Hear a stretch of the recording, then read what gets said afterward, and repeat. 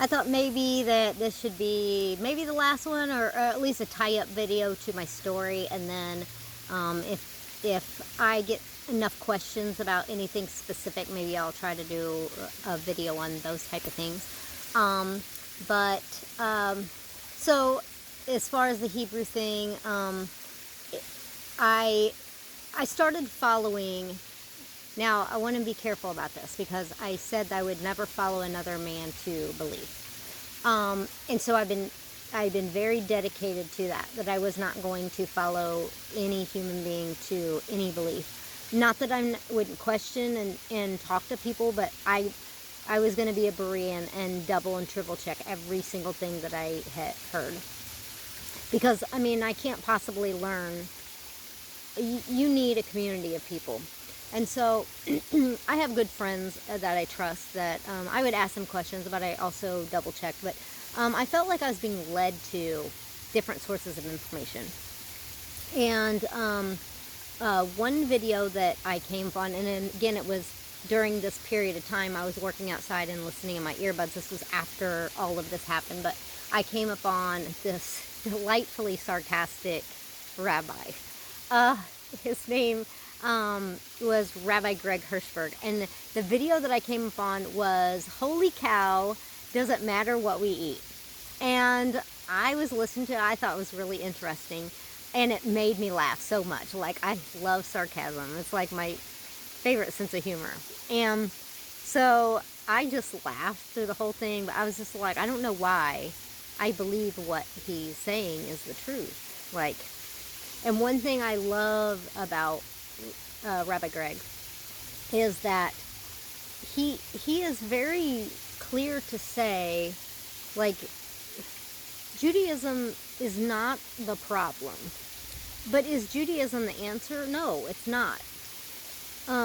He considers himself a Messianic Jew. He doesn't consider himself Christian. However, that's not a bad word either. It's just, he's saying to be called to the greatest purpose of what you're called to be. And if you were raised as a Gentile, don't try to be Jewish. And if you're a Jew, you don't have to try to be Christian. You know, we're supposed to be believers in the Messiah. We're supposed to be believers in Jesus Christ. And they're the same person. Like, it's like you don't have to get caught up in labels. And I will say that once this started, like, I had this crisis of identity. Like, God, what am I? I mean, I don't know. Like, am I still a Christian? Am I Jewish? Am I, like, at this point I'm looking way too Jewish to be a Christian, and I'm looking way too Christian to be Jewish, and I don't know what you want from me. I just don't know. And so I was scared to death, and I'm looking for this label, and I'm trying to just figure out what I'm trying to do, and I'm joining these Facebook groups that are Messianic in, for the most part.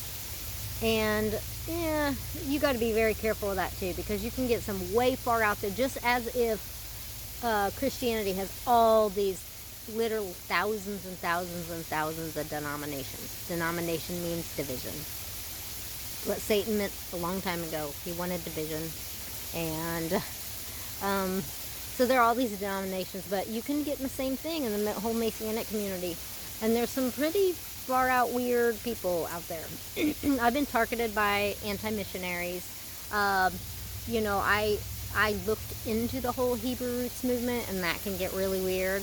I was really just searching. I'm searching again for connection. What I've been searching for my whole life. Like, I need to be around people that believe like I do, so that I know that I'm not crazy. I'm not the only one. I just need that connection. I need to bounce things off, because I'm thinking you could get really, really lost in things if you don't have some safeguards. So I found this, I thought was a really good group. It was a great group. I learned a lot of things, but it started getting slowly off the the rails, slowly off track. It started getting a little weird, and I am so grateful that I feel like God protected me from jumping head first, because he knows how desperate I am to make connections with people. And I feel like he honored that in me, and I honored the fact that I would follow him, and just to keep me protected from, any of the weirdness. And so I got involved in some of these groups, and slowly, one by one, as I feel like God just let little red flags go off, and it's like I don't know enough to. Once I see a red flag, I'm done. That's it. I'm just not gonna. I can't risk that, because if there's something that really, I am to be in a Berean, and I am double checking and triple checking everything, and once I find out it's not true, I can't risk learning from this source. So I really got to where I was dozens and dozens of sources, and one by one, I just check mark off to done. I'm not listening to them anymore. Even if 95% of what they said, I was like, I really believed, and I learned a lot. It's like I just am too infantile to stay with that. So I was very careful, and I've gotten narrowed down to just a few. I know there are people of my friends that have that they don't like Rabbi Greg because he's so sarcastic and he's so snarky. But if you don't enjoy sarcasm, of course you're not gonna enjoy that. But I love it. I think he's great. I went to Georgia, and I was able to meet up with my Hebrew class, and that's another thing I will wrap up for you. And I was able to meet him, and he is such a genuine person. I just feel really, truly like he is completely a genuine person. So anyway, it's,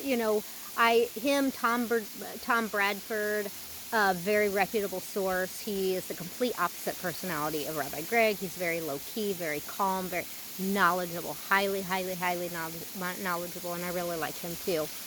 He has a Torah class that takes forever, and it's very in-depth, but it's worth doing. So then that brings me to the Hebrew class. Well, I had already felt like God was prompting me, like, you're gonna enjoy Hebrew. You're gonna do it. And I'm like, I don't feel like he ever was like, you have to do this. I don't feel like God has ever worked with me like that. There's never been anything where he's mandated me. But I think I'm also the type of personality that normally people don't have to force me to do things. If you'll suggest things, most of the time, if I trust you, even if I don't want to do something, I'm going to do it. Because as long as it's not immoral, illegal, or unethical, then I'm probably going to do it, just because, I want to help people. I want to, make people happy. So I just kept feeling like I'm really enjoying this Hebrew. I'm learning these words, but I just don't feel like I could do it. And I get this email that pops up from Beth Yeshua, which is Rabbi Greg's, the synagogue that he leads, I guess, in Messianic synagogue. And it said something about a Hebrew class, a free Hebrew class. And it's open to the first 100 people who sign in. And so through that, it was like really, truly, I don't know if you'd call it miracles, because that just seems like that word's overused a lot. But through some really strange events, I was already convinced I'm going to log in at 7 o'clock in the evening. I'm going to be the first one there. And then all of a sudden, 2 hours before, my husband and I were on our way to Sykeston or somewhere, I don't know, somewhere down south, a couple hours drive or whatever. And he says, well, what time was your class? And I said, it's not until 7 o'clock for tonight, so 2 hours. And he said, well, where is it at? And I told him Macon, Georgia.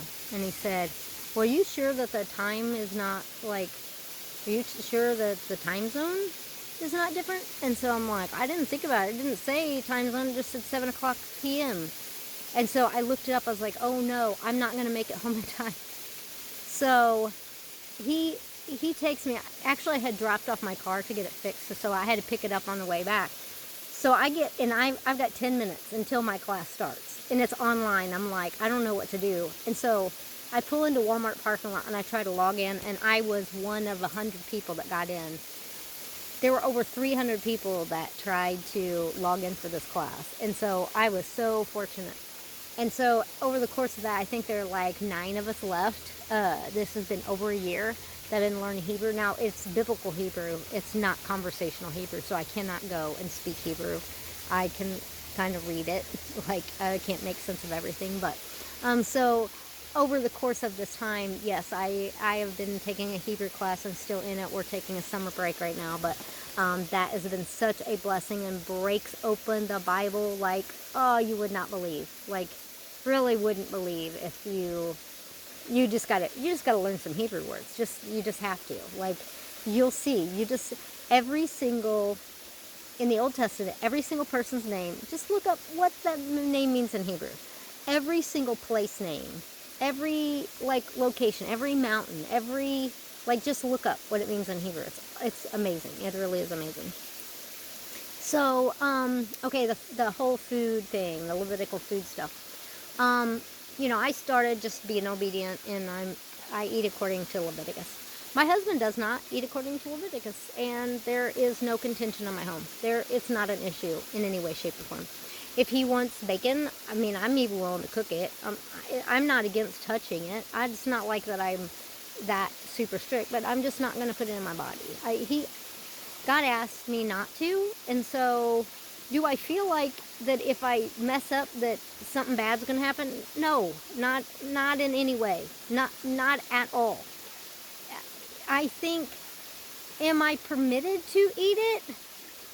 I guess, but like, if we got married and my husband said, okay, well, our vows are fulfilled, and so now, I mean, I can have a girlfriend, like, no, like, just that'd be the wrong thing to say. Like, just don't even consider it. Like, that's the way I feel about it. It's like, I've already been born. Can I celebrate my birthday? Yeah, it's a commemoration. Is there anything wrong with that? No. Like, do I have to celebrate my birthday? No, I don't. But I feel like, can I eat that stuff? I guess. But if my desire is to honor God, it's the same way as, like, can I, if the law is done away with, think of it this way. Like, can I go ahead and kill now? I mean, can I go ahead and dishonor my parents?